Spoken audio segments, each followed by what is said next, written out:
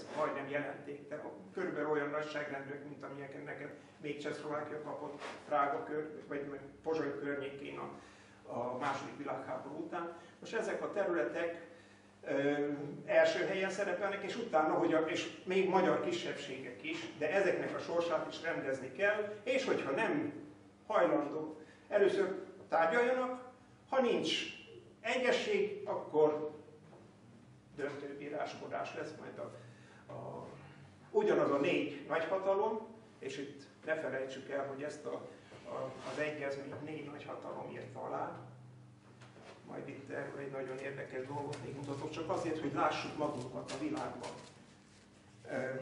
Erről a Müncheni Egyezményről és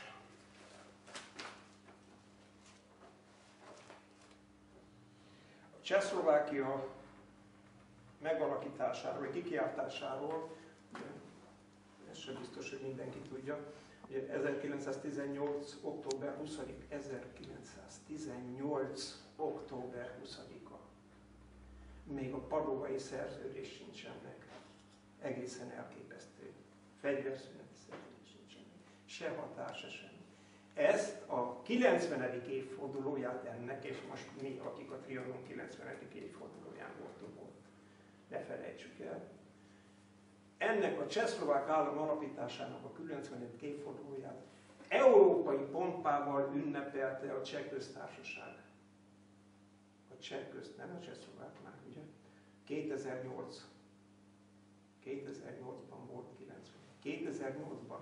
A 93-as második szétválás után, ugye, mert az elsőre majd itt 39-ben sor kerül. Már 38-ban itt már autonómiaként szerepel Szlovákia, és Tiso átveszi a hatalmat. Nos, nem csak, hogy megünneplik nagy pompával Csehszlovák és a volt nagyhatalmak jelenlétével, hanem megszerzik ennek a szerződésnek mind a 4 nyelven való eredeti szövegét. Először nem mertek az eredeti szövegre gondolni, hanem csak arra, hogy mint ez, ilyen másolatban küldjék el nekik a franciák, az oroszok, az angolok és a németek. Hát a németek először hallani se akartak róla. Mert attól féltek, hogy na most kezdődik az ő megint a lejáratásuk, meg a Müncheni Egyezmény, és így a fasiszta, meg a hitleri, meg ez, meg az, akkor most megint jön a demokratikus Csehszlovákia, és megint jön a mocskos hitleri, fasiszta. Németország is semmiképpen nem akar, ez 2008-ban van. Nem akarnak belemenni, de a végén, és először a németek egyeznek bele, hogy jó, ilyen meg olyan feltételekkel a másolatot majd elküldik. De akkor a franciák, nagyon érdekes, nem találták meg, nincsen meg Franciaországban ennek a szerződésnek az eredeti francia nyelvű példánya. Az angol megvan, az orosz megvan, a német megvan, a francia nincsen meg, nagy sumárok ezek. Tehát ez csak azért van, hogy miközben ez van, mi a Trianon 90. évfordulórája olyan gyalázkodást kapunk a francia sajtótól, amelyik itt az egekbe emeli őket, ezt a 90. évfordulót, amit a történelem vert szét. Kétszer is. A népek nem akarták, és nem alkották meg így, hanem szétváltak. Ezt egész Európa nagy hangon, nagy hírveréssel, sajtóban, televízióban, francia televízió kitelepült. Több televíziós csatorna. Elképesztő. Mi, nehogy jaj, kinek az érzékenységét, meg ne bántsuk, hogy minket széttapostak. Ez München. Ja, és akkor ezután, hát nyilvánvalóan nem lehetett megegyezni, nagyon érdekes dolog a komáromi tárgyalás, ahol a szlovákok és a magyarok tárgyalóasztalhoz ülnek, és akkor egyúttal hadd hívjam fel a figyelmet erre a folyóiratra, ez egy szenzációs folyóirat, Nagy Magyarország. Ennek az egyik első száma, nem, hanem a harmadik száma, de első, a harmadik száma a szlovákok története. című kiadvány. Nagyon érdekes dokumentumok vannak benne, többek között, és ezt körbe is adom most, csak hogy lássuk, mert mindig el szoktam mondani, de ez olyan, hogy ha kevés ember mondja, akkor úgyis elfelejtik. Még a tanárnak is elfelejtik, pedig jegyre várja vissza a diákoktól a feleletet, és ha Kinga lányom elmondta régebben, hogy hát ameddig erről nem volt szabad beszélni, hiába mondta el a történelmi leckét, az érettségén neki mi ez? Az interneten, mi ez a puskát, az érettségi puska, ami fel van írva az internetes lecke, minden érettségi tételek. Ki vannak borgodva érettségi tételek. Minden diák azt mondta neki, és egyszerűen tehetetlen volt, hogy mit csináljon akkor az érettségén. Most hajtsa ki azt a kölyköt, amíg valahogy mégiscsak tanult, megszerezte ezt, és marhaságokat mond, ez hivatalos magyar marhaság, amit mond. Tessenek megnézni ezen, a piros pontok jelentik a magyar laktaterületeket, Felvidéken és Kárpátalján. És megtetszenek látni, innen Pozsonytól kell elkezdeni.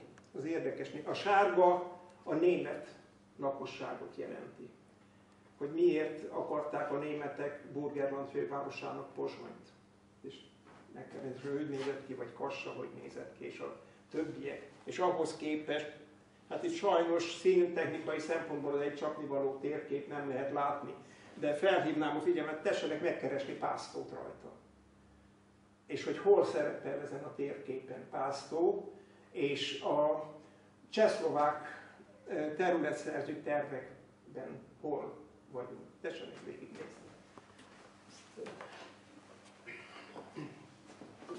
Most a komáromi tárgyalásokon, hát a tízóék, mivel felkészületlenül halogatják a választ, és végül kénytelenek a döntőbíróságnak átengedni a terepet, mert sokat beszéltem, most már be fogom rövidíteni, mert